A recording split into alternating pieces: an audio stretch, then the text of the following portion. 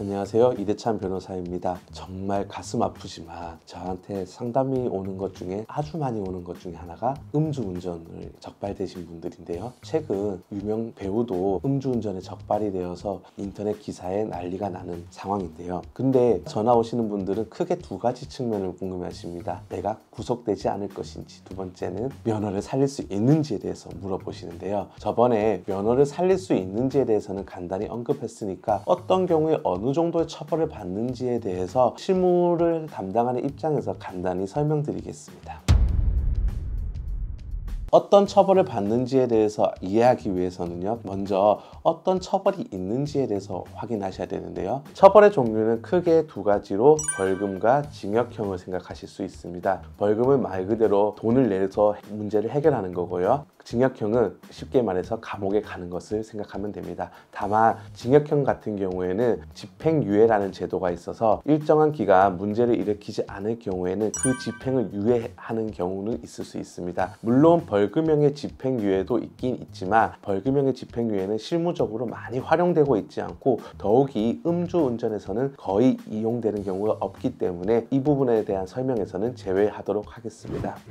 음주운전 처벌에 대해서 설명드리면요, 초반에는 보통 벌금형이 나오는데요. 벌금형이 나오는 경우는 대개 어떤 경우가 있냐면은 음주운전이 초범이거나 음주운전이 초범인데 사고가 발생하지 않은 경우에 보통 벌금형이 나오게 됩니다. 첫 번째는 초범인 경우입니다. 초범인 경우에 별다른 사고가 발생하지 않았다든지 혈중 알코올 농도가 0.15%를 넘지 않았다든지 이런 경우에는 특별한 경우가 아니라면은 벌금형이 나오는 경우가 많이 있습니다. 두 번째로는 음주운전이 두 번째이지만 과거 벌금형의 전과밖에 없었으며 음주 수치가 다소 낮은 경우에 벌금형이 나오는 경우가 있는데요. 예를 들면 두 번째 음주운전이라 하더라도 지난번에는 한 10년 전쯤에 벌금 100만 원 또는 300만 원 정도 나왔고 두 번째 적발됐을 때 혈중 알코올 농도가 0.08 미만인 경우에는 법원이나 검찰에서 벌금형으로 종결하는 경우도 상당히 많이 있습니다.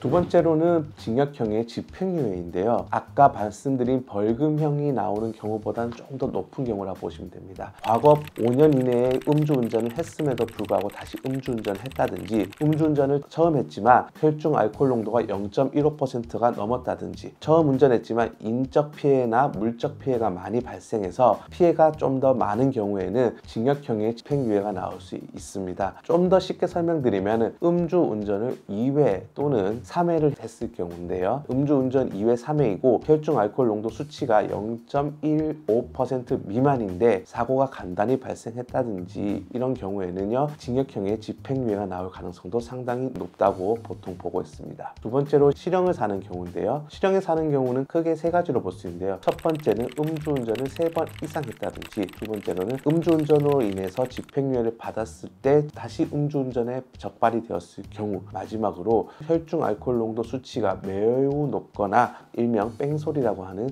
사고 미조치가 발생했을 경우라고 생각하시면 됩니다. 이런 경우에는 매우 위험한 순간인데요. 눈치가 빠르신 분들은 이해하셨겠지만 법원에서는 대개 처음에는 벌금, 두 번째는 징역형의 집행유예, 세 번째는 실형 이렇게 나가고 생각하시면 되는데요. 그런 경우를 각각의 단계를 모두 거치셨다. 즉 벌금, 집행유예 단계를 모두 거치셨다고 하면 그 다음에는 할 수 있는 것은 징역형밖에 남는 것이 없다고 생각하셔도 무방합니다. 한마디로 법원에서는 과거에 이렇게 선처를 받았음에도 불구하고 다시 이런 범행을 저질렀다는 것은 법을 무시하고 경시하는 태도가 있지 않느냐, 또는 과거의 처벌이 너무 가벼워서 이전의 처벌에 대해서는 별로 경각심을 가지지 않았다고 생각을 하시기 때문에 그러한 형을 선고하는 경우가 많은데요. 반대로 1심에서 제대로 다투지 못해서 징역형을 사셨던 분들 같은 경우에는 이러한 부분을 다시 집행유예나 벌금형으로 받기 위해서 노력을 하셔야 되는데 그러한 부분들은 각각의 상황에 따라 달라질 수 있기 때문에 변호사 상담을 통해서 그 내용을 확인하시는 것이 좋습니다.